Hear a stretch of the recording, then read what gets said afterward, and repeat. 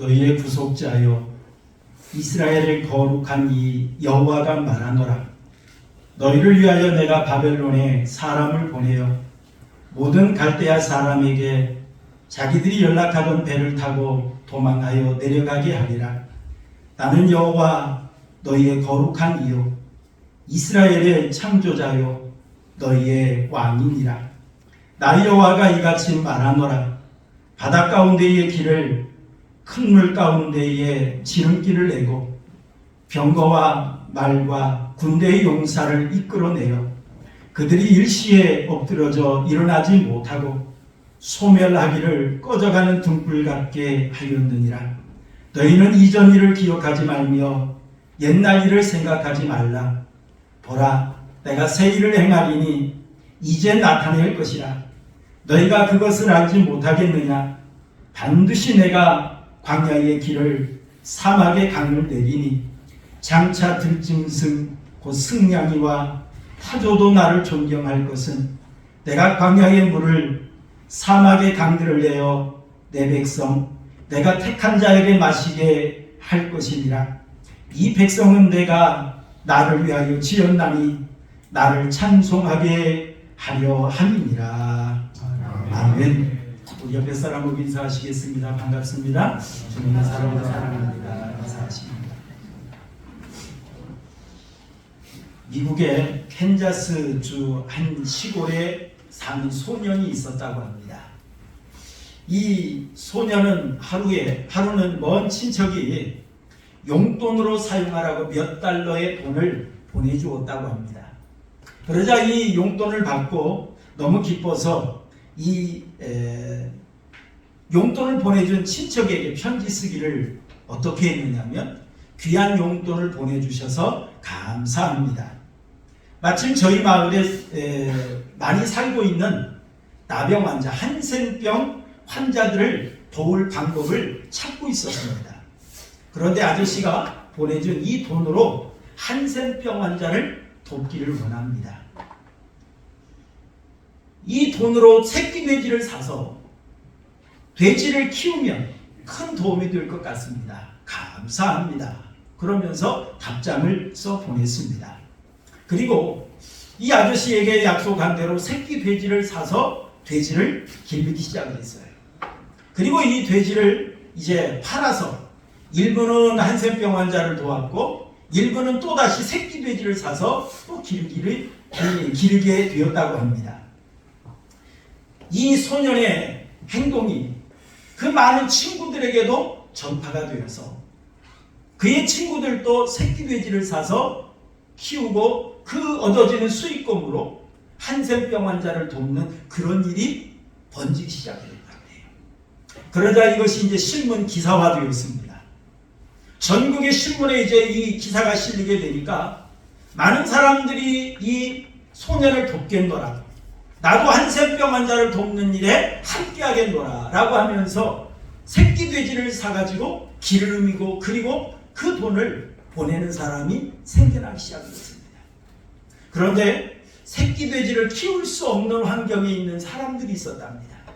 돕고는 싶은데 돼지를 키울 수 있는 환경이 안 되는 도시에 사는 사람들도 있지요. 그 사람들이 돼지 모양의 저금통에 돈을 모아서 이 소년에게 보내오기 시작했다고 합니다. 그래서 전 세계로 돼지 저금통이 번지기 시작한 유래가 바로 이 한 소년에서부터 시작이 되었다는 이야기입니다. 이 소년의 이름이 윌버 체프먼이라고 하는 이름인데요. 지금 이 비석은 이 소년이 살았던 그 집의 기념비로 문에 이렇게 새겨져 있는 그러한 비석입니다. 어찌 보면 이 한센병 환자를 돕는 일에 이 어린 소년은 막막했을 거예요. 뭐 소년으로서 돈이 얼마나 있겠어요. 그런데 이 작은 용돈이라 할지라도 이것을 가지고 내가 어떻게 한센병 환자를 도울까라고 생각을 하다 보니까 지혜가 떠올랐고 또 이 일로 인해서 많은 역사를 일으킬 수가 있었다는 사실입니다. 여러분, 어린 소년도 이 어린 아이라 할지라도 아름다운 마음에서 작은 일을 시작했더니 큰 일을 이루더라는 겁니다. 그렇다면 여러분, 전지전능하신 하나님, 창조주 하나님께서 역사하시면 얼마나 놀라운 일이 일어날 수가 있겠습니까? 여러분, 오늘 본문의 말씀을 보면 지금 이스라엘 백성들이 주님 전 586년에 바벨론에 의해서 나라가 멸망을 당했어요. 남쪽 유다가 멸망을 당했습니다. 그리고 바벨론에 포로로 끌려갔어요. 이들은 포로 생활하면서 막막했습니다. 도저히 자기들의 힘과 능력으로는 이 포로에서 해방될 가망이 보이지 않아요. 그들에게는 전혀 소망이 없었습니다. 그런데 하나님께서 이러한 이스라엘 백성들에게 선지자를 보냅니다. 그게 바로 이사야예요.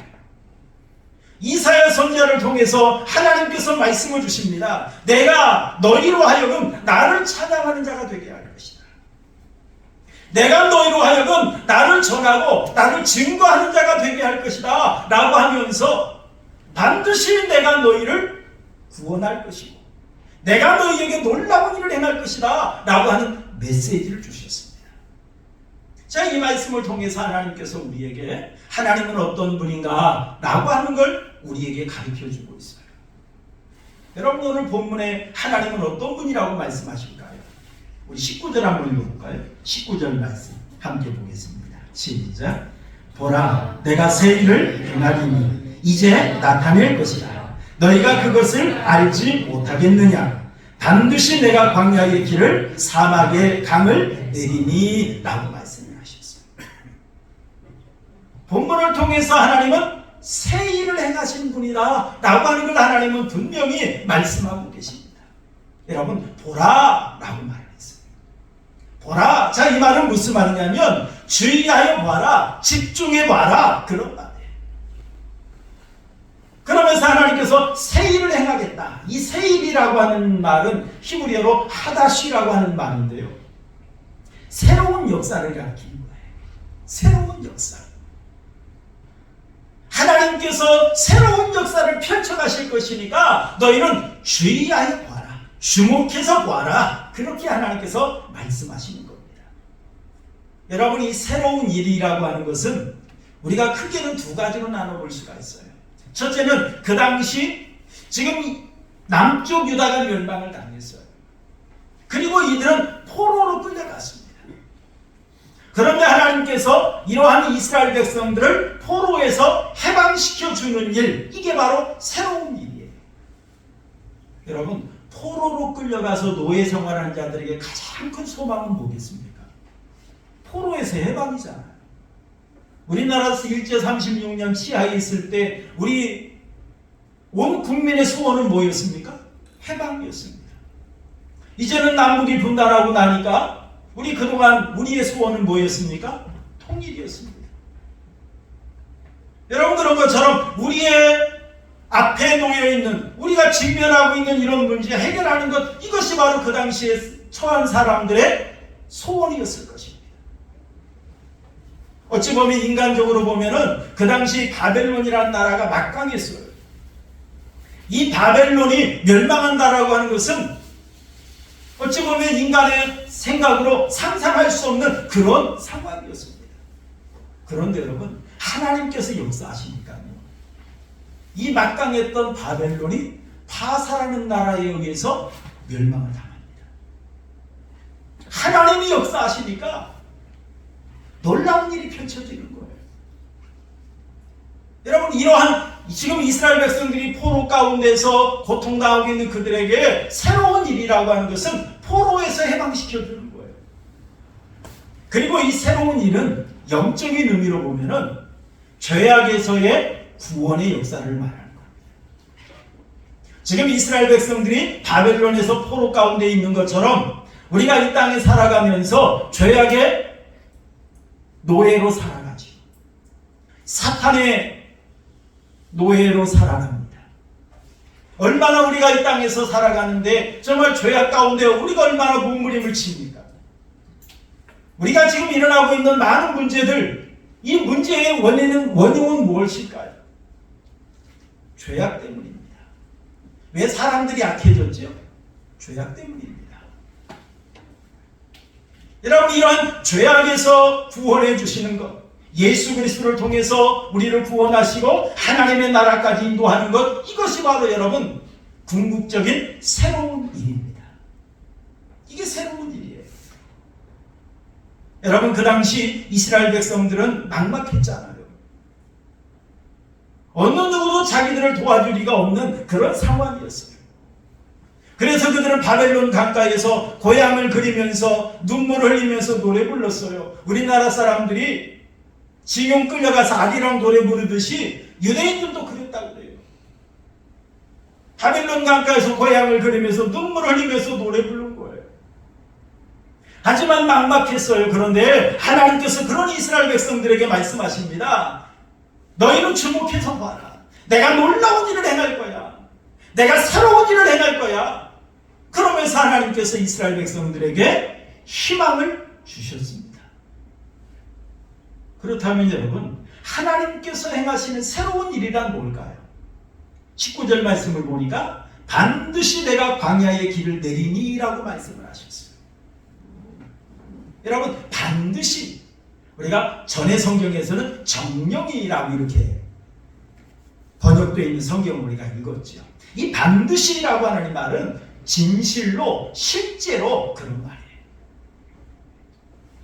하나님께서 실제로 광야의 길을 내시겠다, 그런 말입니다. 그리고 여러분이 광야라고 하는 것은 어떤 것이냐면 히브리어로 미드바르라고 하는 말이에요. 광야라는 말. 그런데 이 광야는 사실 황무지를 가리킵니다. 사람이 살 수 없는 곳, 위험한 곳, 영적인 의미로 보면 하나님과 분리된 곳, 이게 광야예요. 이게 광야입니다. 그래서 여러분이 광야라고 하면 모래 언덕이 산을 이루고 있는 곳입니다. 나무가 없는 바위들, 모래들만이 있는 곳, 이게 광야입니다. 샘물이 나지 않는 곳, 전갈이나 독사나 아주 냉독성 동물만이 살고 있는 곳, 낮과 밤의 기온차가 너무 커서 살기 힘든 곳, 척박한 곳, 그곳에 살면 피곤하고 지치고 쉴 곳이 없는 곳, 이게 광야예요. 어찌 보면 이 광야는 우리 인생길의 비유를 합니다. 이스라엘 백성들이 광야 40년 동안 지나면서 가나안 땅 들어가기 전에 신앙의 훈련 받았던 것처럼 이 광야는 우리 인생길을 상징하기도 해요. 여러분, 우리 인생길이 어떻습니까? 고난이 있지요. 역경이 있어요. 어디로 가야 옳은 길인지, 어디로 가야 행복한 길인지, 이걸 우리가 찾아 헤매는 것, 이게 바로 우리 인생길 아닙니까? 바쁘게 살다 보니까 심지어 내가 누구인지조차도 잃어버리고 살아간다. 그게 우리 인생의 여정인 것 같습니다. 그러면서 많은 사람들이 이야기를 합니다. 길이 없다, 답이 없다, 막막하다. 그러면서 헤매고 있는 곳, 이게 바로 여러분 우리 인생길입니다. 광야길입니다. 그런데 하나님께서 오늘 본문 말씀에 보니까 이 광야길에 하나님은 길을 내시겠다라고 이처럼 말씀을 하십니다. 여러분, 어떻게 하나님께서 길을 내실까요? 우리 이사야서 45장 2절 한번 읽어볼까요? 이사야서 45장 2절 함께 보겠습니다. 시작. 내가 너보다 앞서가서 험한 곳을 평탄하게 하며 논문을 쳐서 부수며 쇠빗장을 꺾고라고 말씀을 합니다. 하나님께서 분명히 말씀하시죠. 내가 너보다 앞서 가서. 하나님께서 우리의 길을 인도하시고 예비하시기 위해서 하나님은 먼저 가신다는 거예요. 그러면서 험한 곳이 있다면 그것을 평탄하게 만들어요. 그리고 우리의 앞길을 가로막는 논문이 쳐져 있다고 한다면 그 논문을 쳐서 부수고, 그리고 우리 앞길을 막는 쇠빗장이 가로질러 있다고 한다면 그 쇠빗장을 하나님은 꺾어버리시겠다, 나비처럼 말씀을 하십니다. 여러분, 종종 우리는 그러죠. 내 아픔을 누가 알까? 내 마음을 누가 알까? 그런데 여러분, 다른 사람은 몰라요. 아무도 몰라요. 그러나 여러분, 하나님은 안다는 사실을 여러분 믿으시길 바랍니다. 하나님은 아세요. 왜? 오늘 말씀에도 보니까 나보다 앞서 가셔서, 나보다 앞서 가서. 우리 예수님은 십자가에 고난당하시며 못 박혀 죽으시기 전에도 그 고통 중에도 누구를 생각하신 분이세요? 사랑하는 어머니를 생각하신 분이잖아요. 요한복음 19장에 보면 그 십자가에 운명하시기 전에도 그 어머니를 사랑하는 제자 요한에게 부탁하잖아요. 그런 우리 예수님이세요. 모르시는 분이 아니에요. 그런 우리 하나님이 우리보다 우리의 길을 앞서가시면서 우리의 모든 걸 아시면서 우리의 험한 언덕이나 험한 길이 있다고 한다면 그 문제를 하나님은 해결하시며 평탄하게 하시고 논문을 쳐서 부수시고 쇠빗장을 꺾으시며 우리 앞길을 열어주신 분이 바로 우리 하나님이라는 사실을 분명히 말씀하고 계십니다. 여러분, 성경에 보면 우리 요셉의 인생을 우리는 살펴볼 수가 있습니다. 성경에 보면 여러분 요셉의 인생을 생각해 보면 참 이 요셉의 인생도 기구합니다. 요셉의 인생을 생각해 보면 어린 나이에 어머니를 잃어버려요. 어머니가 동생 베냐민을 낳다가 사망하잖아요. 어린 나이에 어머니를 잃어버린 게 요셉입니다. 그런데 그런 상황에서 아버지 사랑받고 성장을 하다가 형들에게 버림을 받잖아요. 형들이 죽이려 하다가 형들이 미디안 상인에게 팔아버렸어요. 그래서 형들에 의해서 애굽의 노예로 팔려간 사람입니다. 이제 고달픈 노예 생활이 시작이 되었어요. 아버지 품에 있을 때는 그렇게 예쁨 받았는데, 아버지 품에 있을 때는 사랑받았는데 이제 노예 생활을 시작하니 얼마나 참 비참할까요? 그동안 해보지 않은 일을 해야만 해요. 그동안 힘든 일 안 해봤는데 힘든 일 해야 돼요. 그런 이제 삶을 살 때의 이 요셉의 삶은 너무너무 힘든 그런 삶이었을 것입니다. 그런데 설상가상으로 하지만 그 중에도 하나님을 생각하면서 성실하게 일을 했거든요. 성실하게 모든 일을 진실하게 했거든요. 그런데 모함을 받았어요. 보디발 장군의 아내, 주인의 아내의 모함을 받아서 성폭행범으로 몰려서 감옥에 들어가게 되었습니다. 그런데 하나님께서는 어떻게 하십니까? 그러한 상황에서 참 요셉의 입장에 보면 비참하잖아요. 내가 그동안 이렇게 나쁜 짓 안 했는데, 나 이렇게 악하게 살지 않았는데 왜 나에게 이런 어려움이 닥칠까? 낭망하고 원망하고 불평하고 그럴 수 있는 상황이에요. 그런데 하나님께서는 어떻게 하십니까? 그곳에서 새로운 길을 열어가십니다. 새로운 길을 열어가시죠. 애굽의 바로 왕 술을 맡아서 관장하는 술관원장을 그 감옥에서 만납니다. 술관원장과 떡관원장이 꾸었던 그 꿈을 해몽해 주어요. 그리고 나중에 이 술관원장의 추천으로 인하여서 바로 왕이 꿈을 꾸었는데 그 꿈을 해몽하는데 이 요셉이 나아갑니다. 그리고 그 꿈을 해몽해 줌으로 인하여서 나이 30에 애굽의 총리가 되는 놀라운 역사가 일어났습니다. 여러분, 지금 요셉의 삶을 보면 아주 기구해요. 어린 나이에 어머니 잃어버린 것도 너무너무 슬픈 일이고 너무너무 안타까운 일인데 그의 삶은 계속해서 힘들거려온 역경의 삶이었어요. 여러분, 이 감옥은 들어가면 나올 수 없는 곳이에요. 죽었다 생각해야 하는 그런 곳이에요. 그런데 하나님께서 그곳에서 새로운 일을 펼쳐가시더라는 거예요. 그리고 이 요셉을 통해서 그 당시에 약 70여 명밖에 안 되는 아주 소수민족이었던 이스라엘 민족이었어요. 그런데 이 요셉을 통해서 온 가족이 애굽에 들어가서 거기에서 장정만 60만 명, 남녀노소 합하면 약 200만 수백만 명으로 성장하는 큰 민족으로 성장하는 그런 일에 이 요셉을 하나님은 사용하시는 걸 볼 수가 있어요. 그래서 여러분 야곱의 12아들 중에도 장자가 루벤이지만 사실 루벤이 장자 역할을 감당하지 못했어요. 육적인 장자 역할은 유다가 했다고 한다면 영적인 장자 역할은 누가 했느냐? 이 요셉이 했어요. 하나님께서 이렇게 새로운 역사를 펼쳐가시더라는 거예요. 여러분 미국에 모데카이 브라운이라고 하는 사람이 있습니다. 이 모데카이 브라운이라는 이 사람은 5살 때 이 검지손가락을 사고로 아버지 농사일을 돕는다고 따라갔다가 이 검지손가락을 잘렸어요. 그리고 6살 때 낙상사고로 인해서 이 중지손가락마저 골절이 되었습니다. 그래서 이 어린 나이에 손가락이 잘리고 손가락이 또 골절이 되었어요. 재활치료도 제대로 받지 못했어요.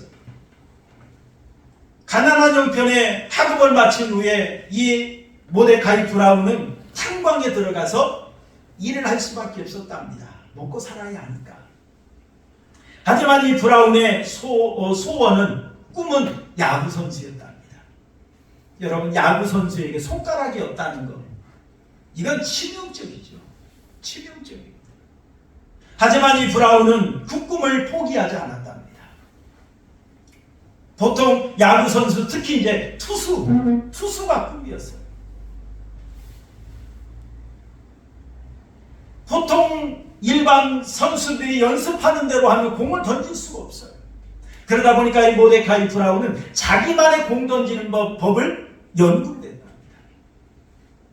그래서 나중에 야구 선수가 되었는데 미국 메이저리그, 우리나라에서도 아주 뛰어난 선수만이 가서 활동할 수 있는 곳, 이게 바로 메이저리그 아닙니까?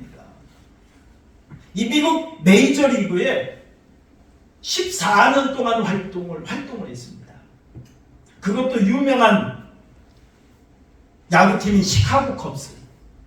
거기에서 2004년에서 2012년까지 활동을 했고요. 16년에도 활동을 하고 14년 동안 메이저리그 활동을 했는데 투수로서 14년 동안 239승을 했습니다. 세이브만 49세이브. 그리고 6년 동안이나 20승을 계속 달성하는 유명한 선수가 되었습니다. 어떻게 이것이 가능했느냐면 이 모데카이 브라운은 손가락이 없잖아요. 그러다 보니까 자기만의 변화구를 개발을 한 겁니다. 그러니까 그동안 다른 투수의 공을 받아서 쳤던 야구 선수들이 이 모데카이 브라운의 이 공을 칠 수가 없는 거예요.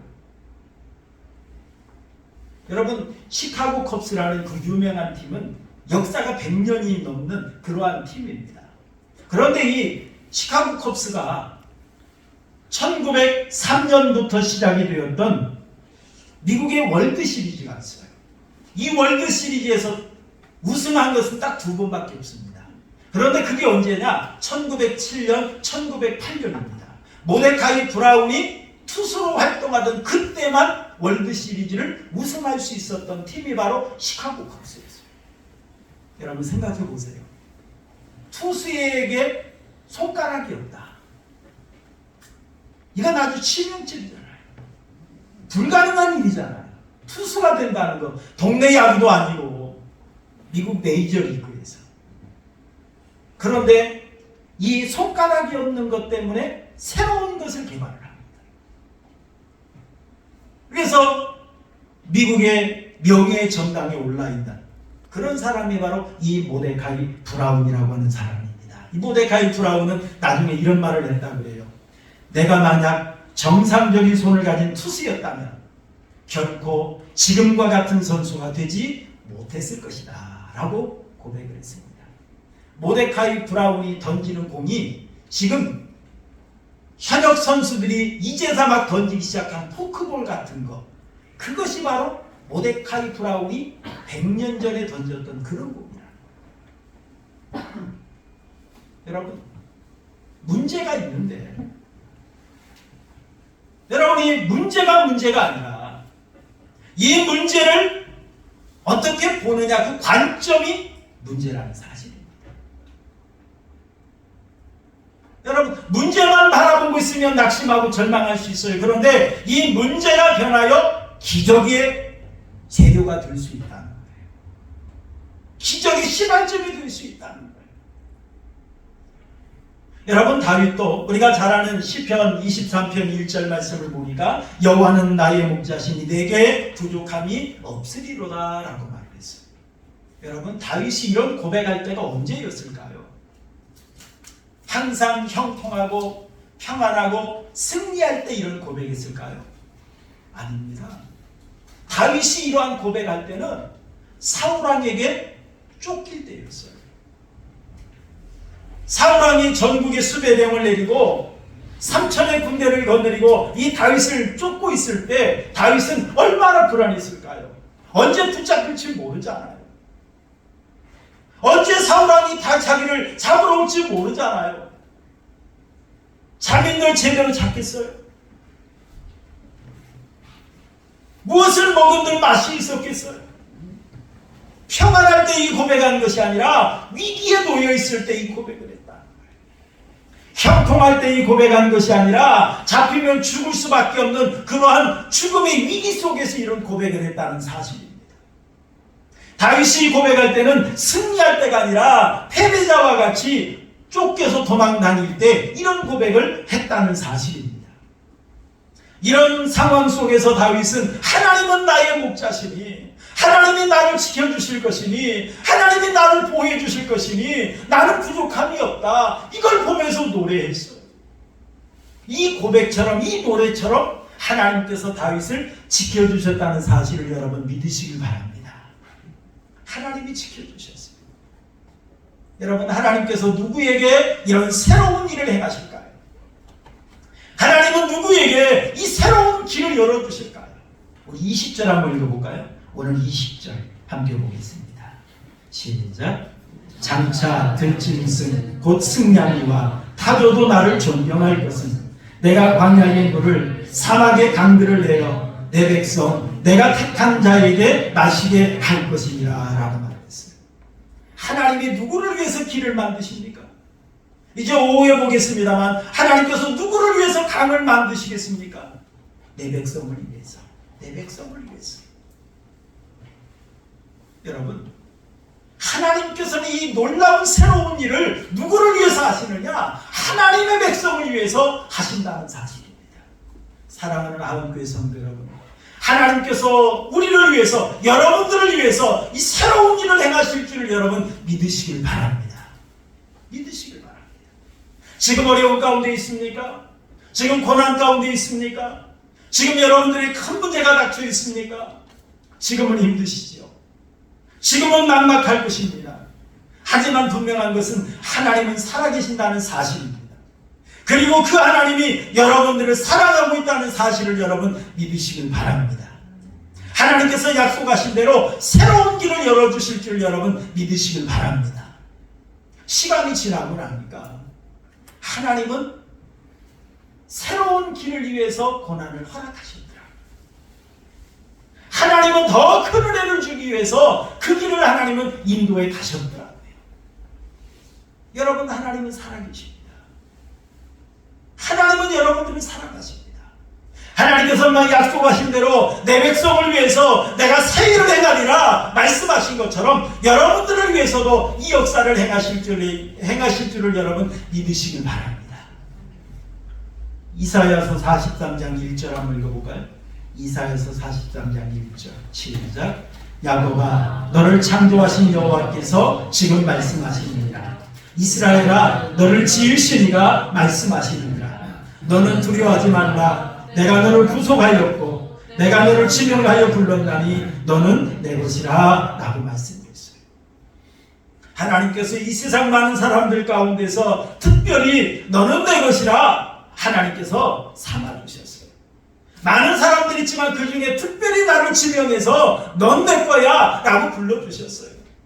그리고 그것으로 끝난 것이 아니라 나를 구원하기 위해서 하나밖에 없는 독생자를 나의 죄값으로 내어주셨다는 사실을 믿으시길 바랍니다. 그 은혜로 내가 죄사함 받았어요. 그 은혜로 내가 구원받았고 그 은혜로 내가 하나님의 백성 되었다는 사실을 여러분 믿으시길 바랍니다. 여러분, 하나님의 것도였으니 하나님께서 책임져 줄 줄로 믿습니다. 하나님의 것입니까? 여러분, 저도 제 것은 소중히 여깁니다. 왜요? 제 거니까. 하나님도 하나님 것 소중히 여기세요. 우리는 하나님의 것인 줄로 믿습니다. 여러분, 계란을 바닥에 던지면 어떻게 됩니까? 깨어집니다. 그런데 테니스공을 바닥에 던지면 어떻게 됩니까? 바로 튀어오릅니다. 여러분, 우리가 삶을 살다 보면 손에 들고 있던 계란이나 테니스공이 바닥에 떨어질 때가 있어요. 그러다 보면 계란과 같이 바싹 부서져서 형태도 알아볼 수 없는 그런 문제를 우리가 만날 때도 있어요. 그런 고난 가운데 있을 수도 있어요. 하지만 여러분, 테니스공과 같이 바닥에 떨어지는 그 순간 탄력을 받아서 다시 솟아나는 그런 일도 있다는 사실입니다. 여러분, 하나님이 함께하지 않으면 우리는 계란이 바닥에 부서지듯이 우리는 부서질 수밖에 없는 존재예요. 연약한 존재예요. 그러나 하나님이 함께하면 그 문제로 인하여 우리가 더욱더 발전하게 될 줄로 믿습니다. 그 문제로 인하여 하나님의 놀라운 기적을 체험하게 될 줄로 믿으시길 바랍니다. 그 문제로 인하여서 하나님이 예비하신 놀라운 복을 받게 된다는 사실을 여러분 믿으시길 바랍니다. 문제가 아니에요. 여러분, 그 문제에 누구와 함께하느냐가 중요한 겁니다. 중요한 것은 하나님이 나와 함께하고 있다는 사실을 여러분 믿으시기 바랍니다. 하나님이 나와 함께 하시면 문제가 변하여 복이 됩니다. 하나님이 나와 함께 하시면 문제가 변하여 기적이 일어납니다. 하나님께서 이 세상 누구보다도 나를 사랑하고 있다는 사실을 여러분 믿으시고, 특별히 하나님은 나를 위해서 새 일을 행하실 것이다. 하나님은 나를 위해서 광야에 길을 내실 것이다. 하나님은 나를 위해서 놀라운 일을 행하실 것이다 라고 하는 걸 여러분 믿으시길 바랍니다. 논문이 가로막혀 있으면 하나님은 처음 쓰실 것이고, 쇠빗장이 가로막고 있으면 하나님은 꺾어버릴 것입니다. 이런 하나님의 역사를 믿으시고 새 일을 행하시는 하나님, 나를 귀하게 사용하기를 원하시는 하나님, 나를 통해 축복의 통로가 되게 하기를 원하시는 하나님, 이런 하나님의 역사를 믿으시면서 이 새로운 일에 주인공으로 쓰임받는 우리 성도님들의 삶이 되시기를 주님의 이름으로 축원합니다. 우리 말씀 생각하며